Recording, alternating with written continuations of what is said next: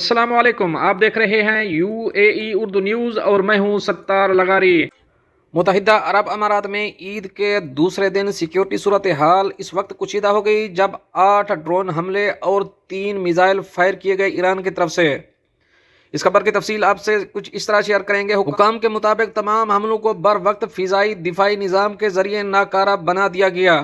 ابتدائی اطلاعات کے مطابق کسی جانی نقصان کی اطلاع موصول نہیں ہوئی۔ سیکیورٹی اداروں نے فوری طور پر الرٹ جاری کرتے ہوئے حساس مقامات کی نگرانی بڑھا دی۔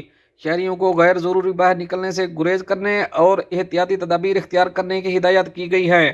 ماہرین کے مطابق یہ حملے خطے میں بڑھتی ہوئی کشیدگی کا نتیجہ ہو سکتے ہیں۔ اماراتی حکام نے واقعے کی مکمل تحقیقات شروع کر دی ہیں۔ فضائی حدود کی نگرانی مزید سخت کر دی گئی تاکہ آئندہ کسی خطرے سے نمٹا جا سکے۔ عالمی سطح پر بھی اس واقعے پر تشویش کا اظہار کیا گیا۔